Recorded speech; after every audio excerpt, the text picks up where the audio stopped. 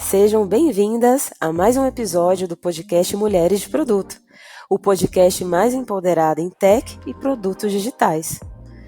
Se no começo do ano a gente perguntou o que será que 2025 reserva para a área de produtos, hoje a gente volta para conferir o quanto acertamos, erramos e fomos surpreendidas. Eu sou a Silvana, estou aqui com a Jaque e com a Suelen para revisitar tudo que marcou esse ano. É isso aí, em janeiro a gente ligou a bola de cristal, fez várias apostas sobre o mercado, de tecnologias, tendências, e agora a gente vai olhar para trás e entender o que realmente aconteceu. E já te adianto, tem previsão certeira, tem coisa que passou longe e tem muita surpresa que ninguém esperava. Então bora começar! E para organizar a nossa retrospectiva, vamos lembrar rapidinho as categorias que a gente usou lá no primeiro episódio para fazer algumas previsões. Tivemos 4 grandes blocos: mercado de trabalho, mercado de produtos e tecnologias emergentes, negócios e os palpites da comunidade. E agora a gente vai passar por cada um deles com esse olhar de o que realmente aconteceu em 2025. Então, vamos começar com o mercado de trabalho. Então, lá no início do ano, a gente previu pouca abertura de vagas em produto, um foco menor em diversidade e o híbrido cada vez mais consolidado. E muita coisa se confirmou, como a escassez de vagas, especialmente aí no primeiro semestre. Então, o mercado continuou mais seletivo e focado em perfis multidisciplinares. A pauta de diversidade realmente perdeu espaço e no segundo semestre voltou a aparecer de forma mais estratégica, muito por conta de pressão social e por exigências, né, de grandes empresas, e o híbrido consolidou-se de vez.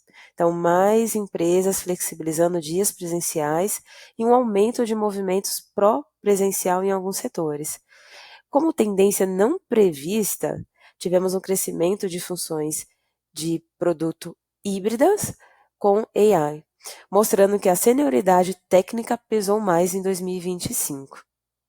Jaque, você que estava bem próxima desses movimentos, como que você enxergou essa pauta da diversidade do híbrido ao longo do ano? Acho que a gente pode ver bastante, em comparação com o ano passado, o engajamento nos nossos eventos, né? Aqui fazendo aquele recorte sobre gênero e tecnologia, sobre mulher e tudo mais, a gente vê que teve um engajamento sim das marcas, já foi um pouco melhor do que o ano passado, mas ainda assim a gente teve que correr bastante atrás. Eu acho que tem uma tendência confusa, assim. Acho que por um lado tem bastante empresa que, igual você trouxe, tá olhando como uma questão muito mais estratégica, voltando à questão de employer branding e tudo mais, mas a gente também tem uma escassez maior mesmo de patrocínio de investimento na área de diversidade. Acho que hoje em dia eu vejo que tá sendo mais difícil do que os anos de ouro que a gente teve há uns, sei lá, 3, 5 anos atrás, onde isso era muito hype, a gente tinha muito mais, por exemplo, vaga afirmativa no mercado. Hoje já não vejo tanto vaga afirmativa para mulheres, pessoas pretas, e do recorte que eu tô vendo, né, no mercado de trabalho. Sobre híbrido também, acho que hoje o híbrido, ou remoto, na verdade, né? Pensando no remoto, ele é colocado muito como um diferencial e a gente vê que tem muito mais ofertas de emprego remoto mais fora, né? Carreiras internacionais do que até no Brasil. E se tem no Brasil, a gente tem esse diferencial competitivo. Acho que tem muitas pessoas vendo isso como um ponto muito positivo, né, para trabalhar, para manter a qualidade de vida. E a gente vê que as empresas têm colocado muito como diferencial competitivo. A gente tem empresas majoritariamente, né, gringas aí colocando o trabalho remoto com essa possibilidade. E se tem brasileiras também, acho que isso é uma coisa muito positiva assim, em relação a equilibrar, né, a qualidade de vida que a gente adquiriu de maneira forçada, né, durante a pandemia, mas acho que foi um benefício aí desses tempos muito difíceis que a gente passou. E teve um ponto que surgiu no meio do ano que a gente nem tinha previsto, esse movimento dos cargos híbridos de produto com o IA. Su, você acompanha isso de perto, né? Conta pra gente. Sim, eu até trouxe o dado mais recente da pesquisa do Panorama PM3 aqui, só para deixa eu validar se a minha percepção realmente está com o que está acontecendo no dia a dia. E, de fato, teve uma crescente maior sobre o cargo de PM, o mais generalista mesmo, a função com o PM voltou a crescer. E esse movimento ele pode indicar um fôlego maior para a posição em si. Mas ainda assim apareceram algumas fragmentações e acho que todo mundo acompanhou esse movimento ao longo do ano através do LinkedIn, todo mundo atualizando os cargos, atualizando ali a descrição, e surgiram aí nomenclaturas com um pouco mais de força, como AI Product Manager, Product Ops, Product Analyst, e eu acho que essa repercussão ela reforça tanto o papel central do Product Manager, mas que as pessoas também estão reconhecendo aqueles papéis que a gente acaba assumindo no dia a dia e dando mais destaque para eles. Então, se eu trabalho em um produto que foca mais em dados, aí eu já vou começar a trazer isso para o nome da minha função. Sou Data Product Manager. Se eu estou trabalhando no produto de plataforma, eu vou ser Platform Product Manager, porque pelo que eu tenho visto, isso tem agregado mais valor. Então, você se posicionar como esse especialista que sabe bem de um fluxo de ponta a ponta, ou de uma característica determinada de um produto de ponta a ponta, e dado todo o boom que a gente teve de IA desde 2023 até agora, eu tenho visto bastante esse ano muitas meninas se posicionando como AI Product Manager e também buscando especializações sobre isso. E acaba sendo uma pauta quente que também reflete na forma como a gente se vê dentro do nosso cargo. Isso também se reflete até por conta do dia a dia, né? A IA acaba tocando vários assuntos que a gente trata e discute, seja por conta do produto, ou seja por conta de um incentivo da companhia. E se tem um bloco que mexeu com todo mundo em 2025 foi esse. Então a gente falou muito de automação, IA, regulação, e agora vamos revisitar um pouquinho sobre isso. Sil, você foi uma das que mais apostou aí que a automação ia explodir. E aconteceu, né? Sim, isso aconteceu e acho que foi interessante porque essa tendência eu já tinha observado desde quando eu tinha feito um projeto que nem foi aqui no Brasil, tinha sido no Uruguai, e ali já se comentava bastante sobre essas possibilidades de utilização de agentes para contribuir em trabalhos repetitivos. E realmente, houve uma confirmação, a automação explodiu de vez, especialmente aí com integrações e com a redução de tarefas operacionais. O que eu observo é que as pessoas, elas estão utilizando cada vez mais, por exemplo, a gente para fazer desenvolvimento, como deve, tem nomes diversos aí em cada empresa, né, escolhendo como se fosse um apelido, né, para esses agentes de automação. E eu percebo que houve uma certa resistência no início, no sentido de até desqualificar o trabalho que poderia ser feito, né, por esses agentes, mas eu acho que teve um incentivo tão grande por algumas empresas, por algumas lideranças, que não foi uma escolha.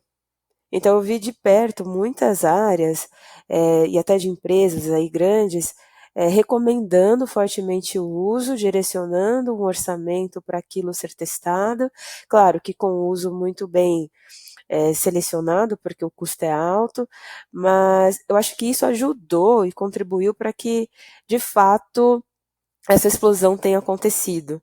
Eu acho que se fosse só naquela camada de sugestão, de possibilidade, eu acho que talvez não tivesse tido esse avanço, tá? Não acho que a gente avançou muito, acho que tem muitas coisas que a gente percebe que esses agentes precisam ainda de camadas, né, de repertório, que vai ser claro, o que vai determinar os bons resultados do que eles estão gerando. Então a gente está percebendo aí a necessidade, né, de ter boas fontes de conteúdo, de conhecimento para enriquecê-los e que eles possam ser usados, mas de verdade, assim, acho que começar o ano com uma possibilidade de terminar com uma realidade, porque eu já observo aí essas atividades sendo conduzidas e atividades de menor responsabilidade, sim, de menor porte, sim, mas já é um uso.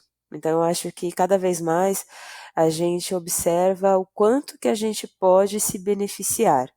E até mesmo para a gestão de projetos, para a gestão de produtos, eu acho que tudo isso, a gente tendo ali uma ferramenta, ou a gente que pode fazer com que uma ideação, um discovery, a gente consiga ter respostas mais assertivas através desse uso, a gente de verdade começa a direcionar mais investimento de tempo em estratégias e deixando, de fato, para esses agentes de inteligência artificial fazer trabalho de exploração, de trazer um conteúdo para que a gente possa analisar.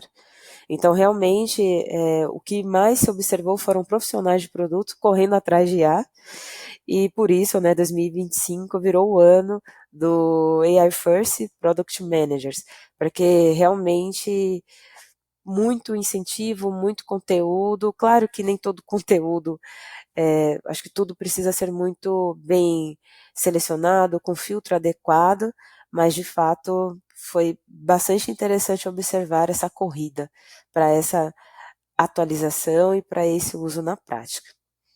Agora, a parte de regulação pegou muita gente de surpresa. E você, Su, como que você viu o impacto disso nos produtos? Boa. Aqui eu acho que eu vou trazer um recorte um pouco mais de produtos de AI. Eu acho que os outros produtos, assim, até dando um passo para trás, eu acho que a regulação ela tende a ganhar mais força quando o produto ele é novo e todo mundo está aprendendo como lidar com aquele produto. Então, quando a gente começou a ser mais disruptivo com empréstimos, financiamentos, open finance, no começo era tudo um mar de possibilidades. A galera foi errando, foram acontecendo, às vezes, fraudes, coisas que prejudicavam os clientes, até mesmo as instituições, e a regulamentação ela foi ficando mais robusta para poder contemplar esses casos. Então, quando a gente está falando de 2025, acho que foi um ano de muitas inovações dentro do recorte da IA mesmo. Então, agentes, muitas empresas adicionando soluções para que a gente pudesse ser disruptivo, todo mundo tentando ser disruptivo utilizando IA, e eu acho que isso favoreceu que tivesse uma maior regulamentação, muitos casos em que os dados dos clientes estavam sendo expostos, ou de um uso que não era cuidadoso, onde uma recomendação levou uma pessoa a cometer um crime, ou a ter um dano contra a própria vida. Então, esses casos eu vejo, pelo menos nesse ano, acontecendo com maior frequência, e aqui eu acho que a regulamentação ainda tem muito a evoluir, mas pelo menos ela foi ganhando mais forças. Assim, a regulamentação externa, que seja tipo do país ou do estado, eu acho que ela não evoluiu da maneira como ela poderia e deveria evoluir. Eu sinto esses órgãos públicos, eles um pouco mais apartados, é tipo assim, vou lavar minhas mãos, é um problema das empresas privadas. Como as empresas privadas têm um nome a zelar, elas estão assumindo e colocando essa regulamentação interna ali delas. Então, acho que elas estão sendo mais zelosas, mais por conta do impacto ali na imagem delas, mas não necessariamente seguindo uma regulamentação externa, porque eu acho que ela ainda tem, essa regulamentação externa ainda tem muitos gaps. Então, de maneira geral, eu acho que ganhou força, mas ganhou força mais internamente dentro das empresas, uma aprendendo com o erro da outra, vendo alguns casos de exposição assim na internet, tipo, não quero atrelar o uso de IA, que para mim é um diferencial estratégico, como algo negativo dentro da minha marca. Então, por isso, vou me tornar mais cuidadoso. Então, eu vejo dessa maneira, assim. Deixa eu fazer um comentário que eu acho bem pertinente. Você citou algumas coisas bem graves e importantes, né? Que sobre até questão. Antes a gente fica zoando, né? Até em, sei lá, em sistemas e aplicativos. Se você não trabalha com questão médica, de saúde, a gente acaba falando, pô, eu não trabalho com vidas, né? Então, não tem como, sei lá, afetar. No máximo o sistema vai cair. E quando a gente extrapola assim os de inteligência artificial e todas as coisas que estão acontecendo, eu acho que isso para mim trouxe um baque muito forte de responsabilidade mesmo, né? A tecnologia já é um lugar de muita responsabilidade, a gente teve essa questão o modelo de machine learning é antigo, né? Não é agora que está acontecendo. E a gente já tinha essa questão de preocupação de reprodução dos viés inconscientes, de quem que está produzindo nesses modelos, replicando os comportamentos. E eu acho que tem essa expansão dessa responsabilidade da tecnologia. E também, para mim, me surpreendeu muito a questão de direitos autorais e essa proteção dos dados, porque às vezes inocentemente, né, você vai usar um negócio no chat GPT e tudo mais, aí você fica, pô, eu coloquei uma informação de um artista nessa plataforma, ou eu peguei um dado de um livro e que não estava autorizado, né? E acho que isso a gente, mesmo enquanto usuário, enquanto produteiras também, a gente fica muito expostas a cometer até crimes mesmo, né? Então é bem sério mesmo. Queria complementar porque que interessante, né? Eu estava fazendo um treinamento essa semana também de IA e falou sobre o aumento de processos que pessoas estão recebendo, né? Que estão sendo processadas justamente pelo uso indevido. E não é um uso de má fé, na maioria das vezes. Então a pessoa ia lá, procurava um conteúdo, acabava utilizando e depois aquilo era identificado. Então, não basta fazer o uso, né, da IA. A gente tem que entender as fontes, entender o que está ali relacionado, justamente para evitar esse tipo de situação. Então, isso para mim me deixou até bem surpresa, né? E surpresa justamente poderia ser, né, cada um de nós, nesse sentido. Então, o uso precisa ser realmente muito bem cuidadoso para não correr o risco, né, de processos e, enfim, e ter esse tipo de transtorno, inviabilizando até o bom uso aí da IA. Boa. E aí, assim, não vou comentar de maneira tão abrangente sobre isso, porque não tenho conhecimento de causa, mas foi algo que eu acompanhei mais por alguns posts mesmo que viralizaram no LinkedIn, que é a parte de aplicativos, de aposta. E eu acho que esse ano, assim, apareceu mais nas minhas redes, pessoas expondo que elas já foram product manager ou que elas receberam uma proposta e os valores são exorbitantes. E porque eu estou trazendo isso aqui na parte de regulamentação, é porque eu vi recentemente um post de que em 2025, algumas leis que tinham sido colocadas em 2024, elas começaram a ser mais rígidas. Então, acho que esse é um mercado que ele está sendo mais regulado. E nesse post era inclusive de uma PM que ela trabalhou em um jogo que tinha essa mecânica de aposta para poder monetizar. E ela falou, trouxe alguns arrependimentos, mas ela também tentava trazer esse.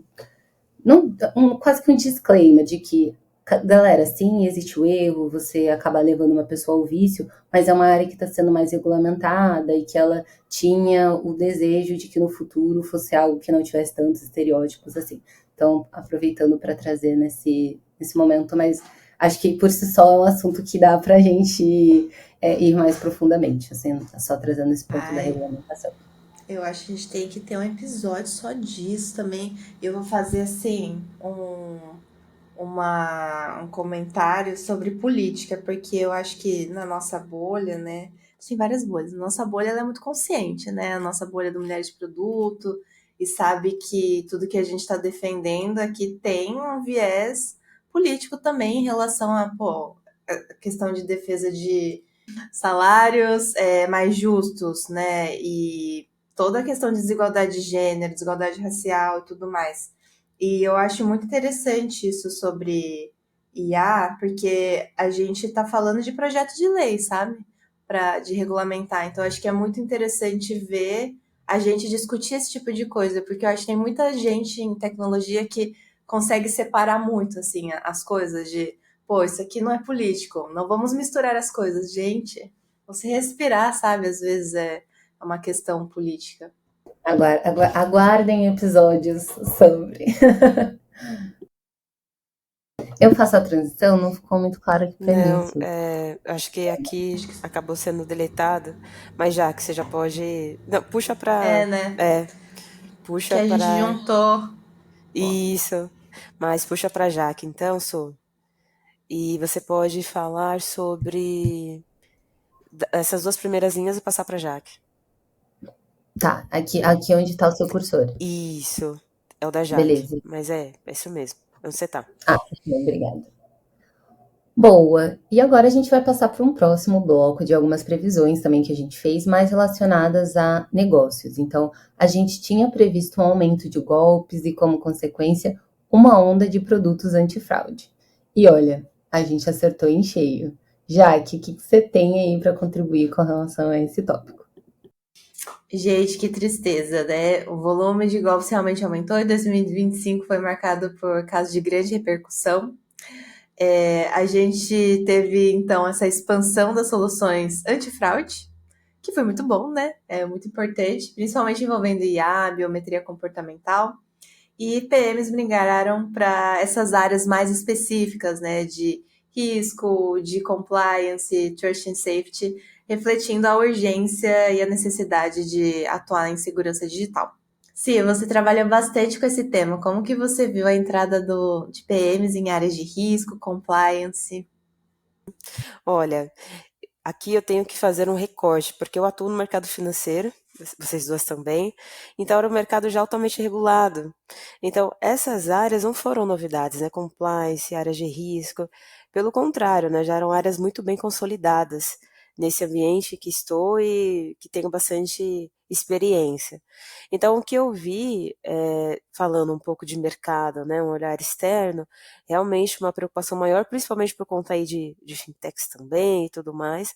Então, uma preocupação maior, uma preocupação que para mim é muito assertiva, mas, como falei, né, estou dentro de um recorte muito voltado para essas práticas que já existiam. Então, não foi por conta do aumento de inteligência artificial propriamente dito. Claro que a inteligência artificial fez com que a gente tivesse preocupações diferentes de um passado não muito distante. Então, para que clientes ficassem ali com a sensação de proteção e tudo mais. E essa migração, né, de PMs para essas áreas, para mim, nada mais é do que uma resposta a essa tendência. Então, quando algo fica muito em evidência, é natural que haja uma demanda, uma crescente, e as pessoas busquem aí se atualizar, se qualificar, para que elas possam estar cada vez mais competitivas. Então, eu considero isso como um movimento natural de mercado. Bom, então acredito que seja algo muito natural, né? Aquela questão de demanda versus oferta. Então, à medida que essa necessidade se amplie, que ela aumente, é natural que haja mais pessoas buscando esse tipo de conhecimento para se manterem com produtos mais estratégicos e produtos mais seguros para clientes. E isso, principalmente com todo esse dado negativo, como a Jaque comentou, sobre o aumento, né, de fraudes, de problemas fraudulentos que a gente teve que enfrentar, porque à medida que a inteligência artificial avança, infelizmente, fraudes, elas também acompanham esse aumento, né? Então seria muito interessante a gente ter apenas os benefícios dessas novas tecnologias, mas nem sempre a gente alcança.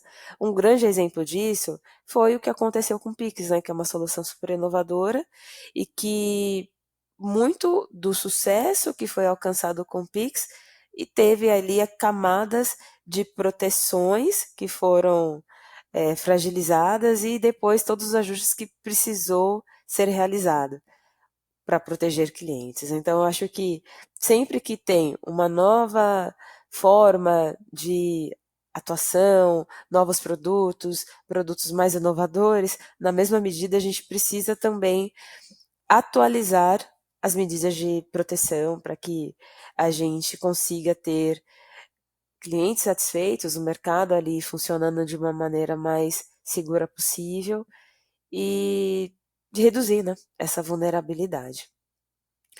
E, além disso, 2025 trouxe também um boom inesperado das soluções de verificação por IA. Su, como isso mudou as experiências de produto? Boa, Sil. Eu quero dar também um passo para trás, só para colocar pelo menos a minha opinião do porquê eu acredito que isso aconteceu.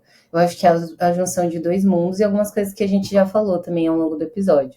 A primeira, todo mundo queria colocar IA no produto e a gente sabe que IA, pela própria característica dela, depender da maneira como a gente integra no nosso produto, ela vai trazer fragilidades que às vezes a gente não mapeava.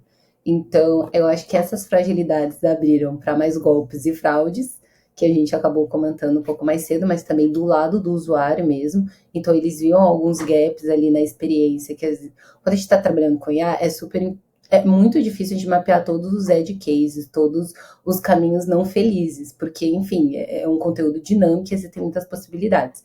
Então, isso também abre essa fragilidade, eu acho que algumas pessoas conseguem identificar e podem se aproveitar de maneira negativa para isso. Como todo mundo quer utilizar IA, aumentou essa fragilidade no mercado e veio essa oportunidade. Então, eu acho que teve essa explosão aí de startups mais focadas em verificação de identidade via IA e de várias maneiras. Eu acho que não só das mais simples, que é a verificação rápida de um documento, da identidade, da cara, do olho, mas também ali na fala, na voz. Então, outras maneiras de identificar quando o cliente está entrando em contato para poder utilizar um ou outro produto, assim. Então, dessa maneira que eu vejo o boom, e o boom ao contrário, né? Então, essa fragilidade aumentou por causa do uso de IA, aumentou no nível que escalou e as pessoas precisam usar IA para conseguir dar conta da demanda. Então, é um uso em ciclo, assim, das coisas. Pelo menos é a forma como eu tenho visto no mercado.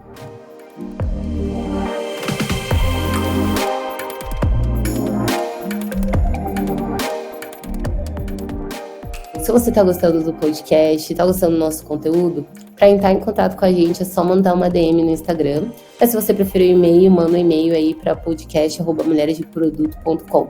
E também você pode apoiar a gente de diversas formas, seguindo a gente no seu agregador de podcast mais favorito, ouvindo pela sua plataforma favorita e também deixando o like e entrando aí para o Clube MDP, que a partir de R$25 você vai ter vários benefícios, como inclusive passe livre no MDP Curtas, que é os nossos eventos aí que acontecem ao redor do Brasil todinho.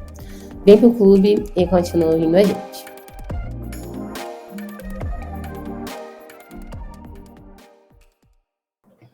Boa! E agora chegou a melhor hora do nosso episódio, que é também ver o palpite aí da nossa comunidade, checar o que se concretizou, dado que vocês previram para 2025. Jaque, a Mayara previu gamificação em alta.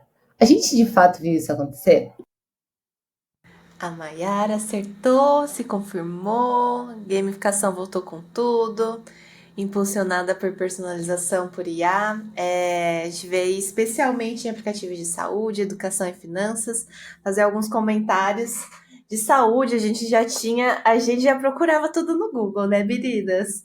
Então a gente já colocava lá, estou com cólica e não sei o que lá, e o pé inchado, e já vinha vários artigos. E acho que hoje a gente vê um boom muito grande, assim, de tanto a questão de autodiagnóstico, mas também dos próprios médicos utilizando vários aplicativos de IA para ajudar e tudo mais.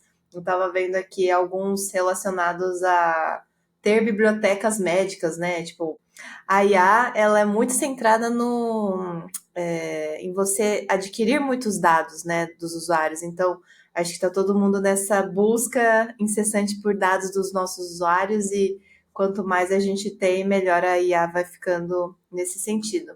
Então, eu vejo nessas duas linhas aí para aplicativos de saúde.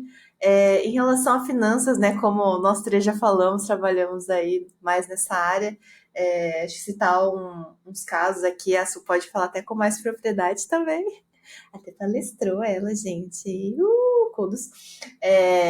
Mas um que eu vejo assim em relação à gamificação, a gente tem explorado um pouco mais o NuScore, que é a pontuação que todos os nossos clientes podem ter, principalmente associado a ter uma transparência maior em relação a crédito, né? Conseguir um aumento de limite, ou um empréstimo melhor e tudo mais. Então eu vejo isso voltando mais. Mas se a gente lembrar, gente, lá sei lá em quantos 2000 e tantos, a gente já tinha o Waze, né? Um grande exemplo assim de gamificação. Então, eu não sei vocês, mas eu sinto que a gente vive em loops. É os hypes que eles voltam e constantemente a gente vai reciclando. E um último, não tem tanto a ver assim, mas eu achei bem interessante, coisas simples assim que a gente está colocando em A também. Não precisa ser uma coisa megalomaníaca, né? Eu acho que tem muito esse olhar enquanto PMs da gente tentar simplificar muito a vida das nossas usuárias. E eu achei uma coisa interessante que o iFood fez de coisa simples, né? Usar uma funcionalidade para transformar a lista de compras em texto de WhatsApp. E é isso. E acabou. Então, tão simples quanto isso. Então, acho que a gente não precisa também ficar estressando 50 mil casos e coisas muito difíceis. Eu acho que no final do dia o nosso papel continua, né, muito relevante em relação a pensar qual que é o problema por trás do que eu estou querendo resolver usando uma tecnologia, né? E vamos lá, então, continuando. Sil, a Cami veio com dois palpites fortes. AI agents em alta e features de GenAI morrendo. Como você viu isso? Bom, ela acertou em cheio, né? Muitas features realmente morreram, a gente observou isso. Então, empresas passaram o ano revisando o que fazia sentido e o que era só modinha. E isso marca muito bem o que você falou, já que da gente ter simplicidade e resolver problemas. Então, muitas empresas se sentiram pressionadas a fazer uso de IA por fazer IA, né? Para dizer que não, eu estou aqui, estou produzindo, eu estou fazendo uso, estou utilizando. Mas entendo que, como qualquer outra ferramenta, a gente precisa usar aí para resolver um problema. Bom, então a gente precisa fazer uso realmente com propósito, né?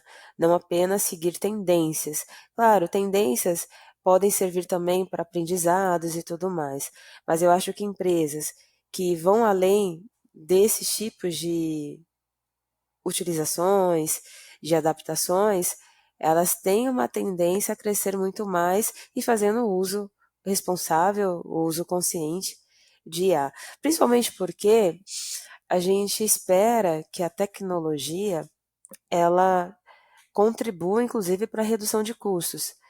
E se o uso ele é indiscriminado, é para fazer atividades que não necessariamente precisariam ter ali um agente de IA, a gente tem um aumento de custo, então a gente acaba não só deixando de ter o melhor que a ferramenta pode trazer. O que eu quero dizer com isso? É importante que a IA ela complemente um pensamento crítico, que ela seja ali utilizada no momento de aprimoramento. Agora, quando atividades simples, e não estou querendo dizer de atividades repetitivas, mas quando a gente passa a fazer uso de coisas que ali a gente não está tendo um benefício tão grande, a gente está não só impedindo, né, desse resultado financeiro ser o melhor possível, o maior possível, como a gente está trocando seis por meia dúzia, sabe? E eu acho que a IA não vem com este papel, não vem com este propósito. Então, acho que a gente precisa realmente entender. Eu estou aqui aprimorando algo que antes eu não conseguia por limitações de dados, por exemplo. Então, acho que isso é super importante, porque a IA ela veio para ampliar repertórios, ampliar possibilidades, ampliar soluções, e não para simplesmente fazer o que eu conseguiria fazer sem ela.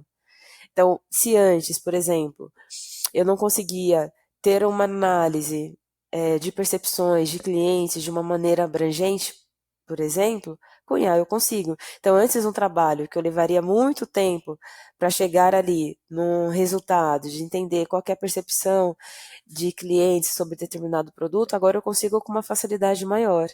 Então, eu acho que isso é muito importante que as empresas não só estimulem o uso de IA, mas o uso de IA de uma maneira, né, como falei, parece clichê, mas de uma maneira com propósito. Porque senão eu não estou resolvendo o problema, eu só estou aumentando o custo e eu não estou realmente alcançando o principal benefício que ela pode gerar. Então é assim que a gente observa, né, este mercado, então o palpite da Camila foi realmente muito assertivo, então muitas features morreram. Por quê? Porque eram só modinha. Não estavam ali de fato resolvendo algo maior ou então trazendo o maior incremento que a gente poderia ter. E agora a gente também teve ali uma previsão sobre o ano do retorno. Su, você acha que 2025 entregou isso? Pô, posso estar enviesada aqui, vocês me ajudam se eu estiver, Mas eu concordo que o foco se deslocou um pouco para eficiência, ROI, corte de features de baixo impacto, mas eu não acho que foi o ano de receber esse retorno. E eu acho que o fato de a gente estar falando sobre bolha de AI e tudo mais reflete um pouco disso.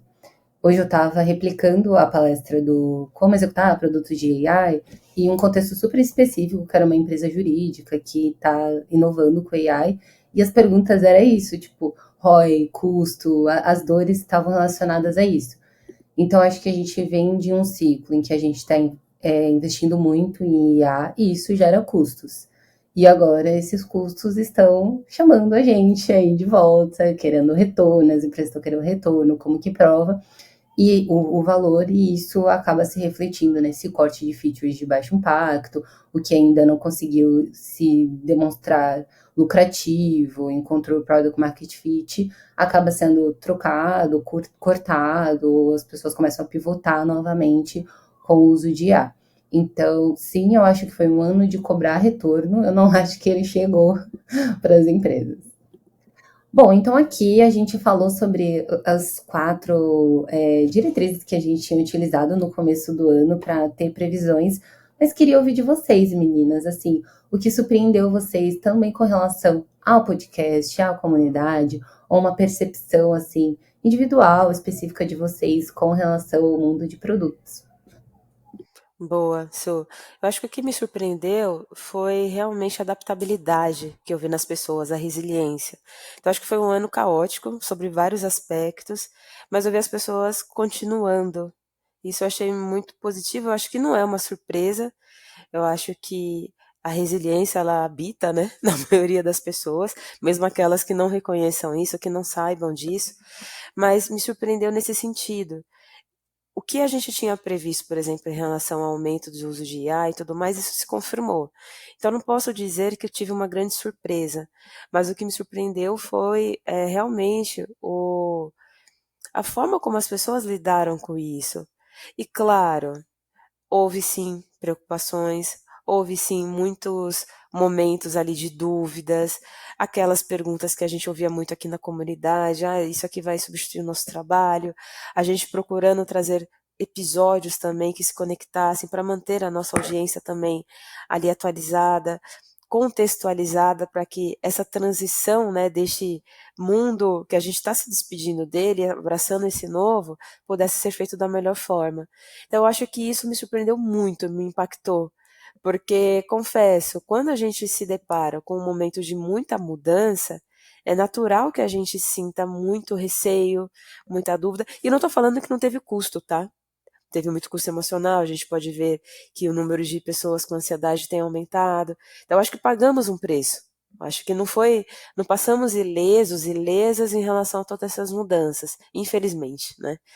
Mas eu acho que, por outro lado, eu percebi bastante. E claro que eu estou falando também de um lugar muito, é, talvez privilegiado, uma bolha, em que as pessoas puderam também continuar se atualizando. Eu sei que isso não é uma possibilidade para todas as pessoas, mas assim, pelo que eu vejo, e posso dizer que informações estavam disponíveis, possibilidades estavam sendo colocadas. Então, eu acho que aquelas pessoas que mantiveram esse espírito de aprendizado e tudo mais, essa atitude, eu acho que o resultado foi de muita adaptação. Eu acho que a gente não está falando ainda da palavra do ano, mas eu acho que teve muita adaptação.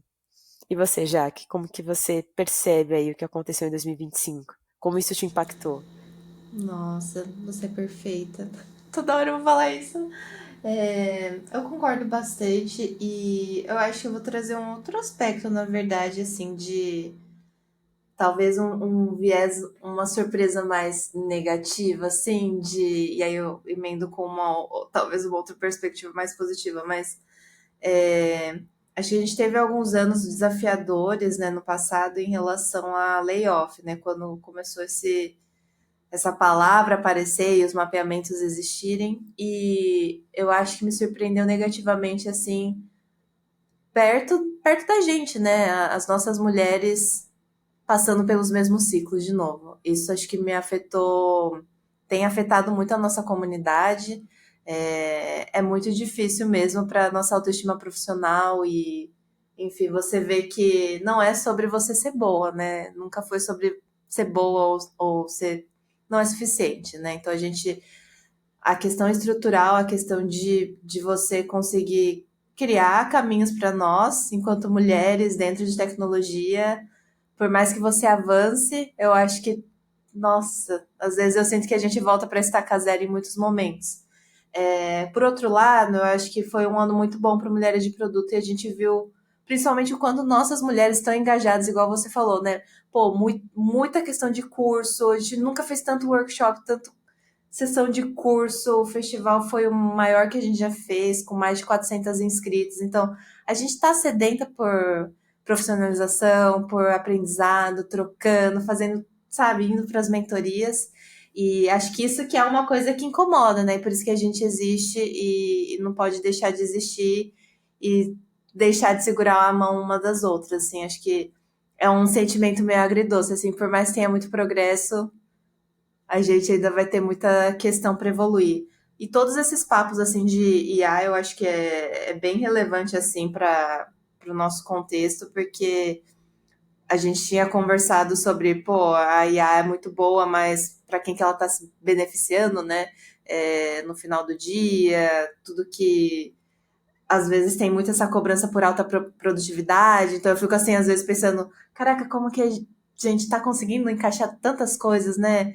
Tem filho, ter saúde mental, fazer 50 mil pratinhos. Então, para mim é muito surpreendente. A gente tá chegando no final do ano. Está gravando, gente. Estamos gravando aqui às 9 horas da noite, entendeu? E estamos aqui belíssimas, vocês duas maravilhosas, e acho que é muita coisa por trás, né, para conseguir aguentar tudo isso. Então, isso me surpreendeu. Olá, mulheres. Eu sou a Thalita. Não pude estar presencialmente e virtualmente aí com as meninas para gravar a retro desse ano, mas estou aqui para dar os meus 5 centavos. Eu vou começar falando algo que não é uma novidade, já tenho falado sobre isso desde o festival, para quem pôde me acompanhar lá, que esse ano foi muito desafiador.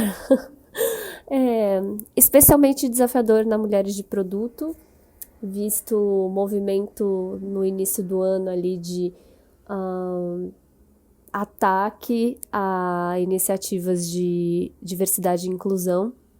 Então, isso de alguma forma nos impactou ao longo do ano.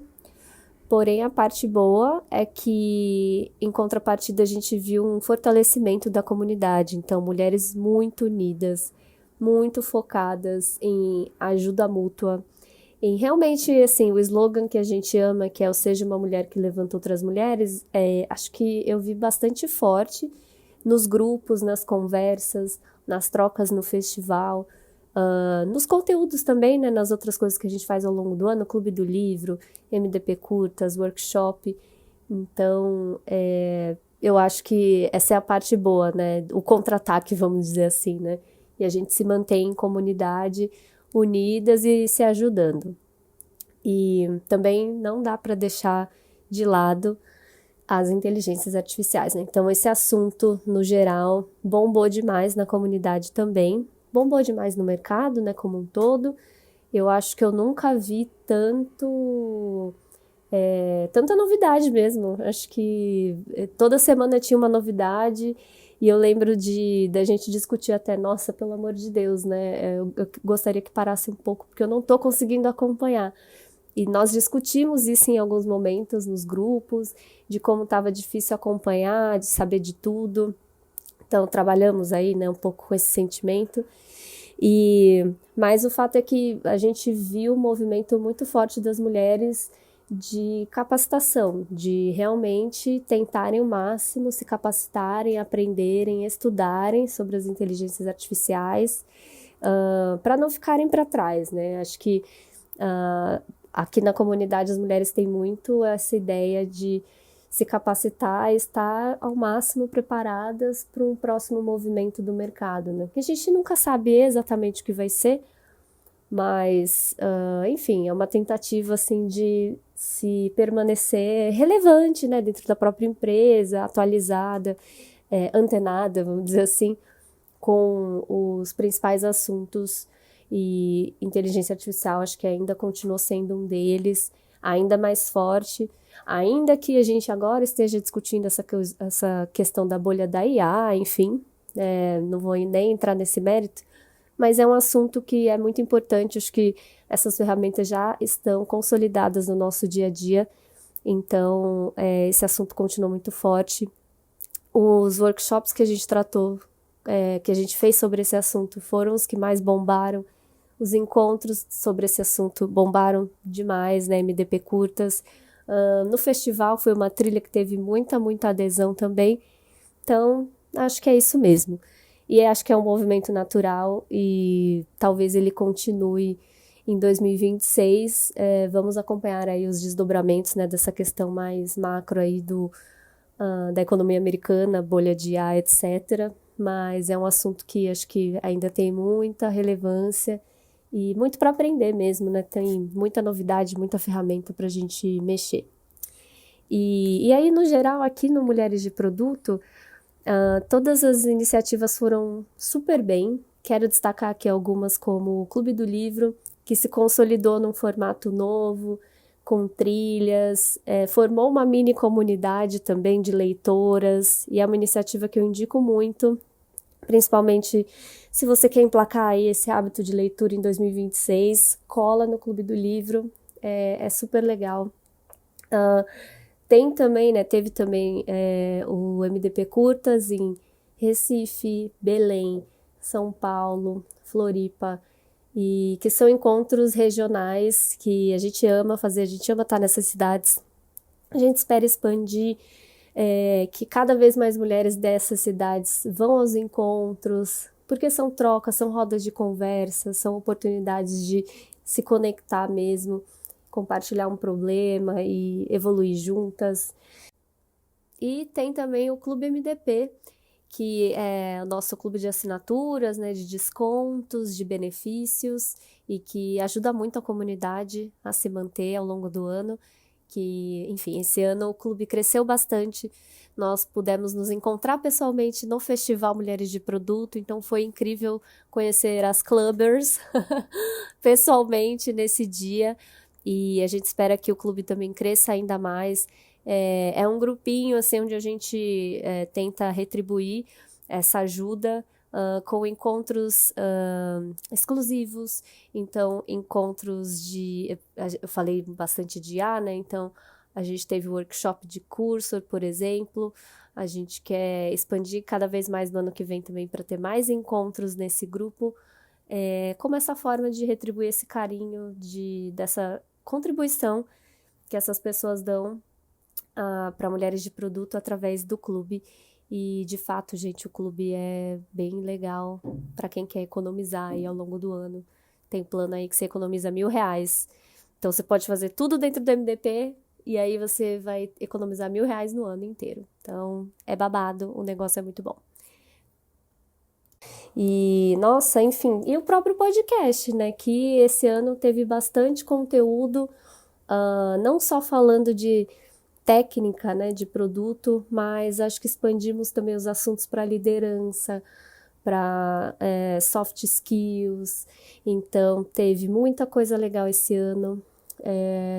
Também teve acho que todo mundo se jogou um pouco e fez coisas diferentes, e a gente quer manter esse espírito para 2026. Acho que é isso então, gente, falei bastante. Muito obrigada por esse ano, muito obrigada às embaixadoras, sempre que eu posso eu agradeço muito, porque vocês são o coração da comunidade e sou muito grata que vocês conscientemente doam o tempo de vocês para as iniciativas e se autorresponsabilizam por isso, que é uma escolha consciente e que agrega muito valor aqui na comunidade, como eu disse, é o coração de tudo que a gente faz aqui. É isso então. Um beijo a todas. A gente se vê em 2026. Tchau. Boa. Eu acho que a palavra que eu falei do ano seria intencionalidade. Eu preciso revisar o episódio, mas eu acho que foi essa palavra que eu usei. Olhando para o mercado, eu acho que foi um ano em que a intencionalidade ela foi cobrada, mas eu acho que ela ainda não foi entregue no nível que os nossos clientes estão exigindo, personalização, e você adequar realmente o produto para uma necessidade específica. Eu acho que às vezes ainda fica na teoria, principalmente quando eu olho para apostas que não estão muito conectadas ali com a proposta de alguns produtos e grandes sellers, assim. Mas eu acho que foi um ano de muita intencionalidade dentro Mulheres de Produto. Trazendo aqui o recorte do podcast, eu acho que a gente conseguiu se estruturar super bem. A cadência de episódios ficou maravilhosa, assim. A gente conseguiu conciliar alguns quadros, então teve o Desabafos, teve também Tech News, trazendo informação e comentando notícias com um olhar um pouco mais crítico. Teve uma parte que eu gosto bastante do que a gente fez, estratégia esse ano, foi conseguir conectar as outras áreas da comunidade com o podcast, então trazendo livro, as mulheres que participaram de workshops, do festival Mulheres de Produto, realmente fazendo uma integração assim de todo o ecossistema dentro da comunidade. Eu acho que isso me impactou positivamente, eu acho que a gente foi super intencional nisso. E a gente também está sendo super intencional já em se preparar para o próximo ano. Então aguardem que vem coisas muito melhores por aí. A gente espera contar com a audiência de todos vocês. É, acho que um impacto positivo também foi perceber que a nossa audiência, ela não está restrita ao Brasil. Foi com muita alegria que eu vi alguns números do podcast e perceber que temos audiência espalhada ao redor do mundo. Então, acho que a gente fala pouco sobre isso aqui, mas você que está ouvindo a gente, seja aqui do Brasil, seja de qualquer outro país, ou seja também fora de São Paulo, São Paulo, Rio de Janeiro, né, que acaba sendo as principais cidades, mas acho que isso é super importante, a gente perceber que a gente consegue alcançar regiões tão distintas e com a mensagem que é realmente contribuir com a carreira de tantas mulheres em tecnologia. Então, acho que isso também foi um impacto muito positivo que nos faz perceber que vale a pena, né, continuar fazendo esse trabalho com esse afinco. Como a Jaque falou, a gente está aqui de maneira super disposta, né? 9 horas da noite a gente está aqui gravando, porque a gente realmente considera que o que a gente faz contribui com a sociedade. Então, acho que esse nosso compromisso, acho que ele foi renovado, e eu vejo que isso ao longo dos anos é de uma coragem imensa, porque quando a gente passa por situações desafiadoras, normalmente a gente vai deixar o pratinho daquilo que não é uma obrigação, colocar muito entre aspas, porque a gente não tem obrigação de estar aqui, mas a gente tem o compromisso de estar aqui, mas mesmo assim a gente manteve, né? Manteve aqui essa disciplina, esse interesse genuíno de realmente contribuir.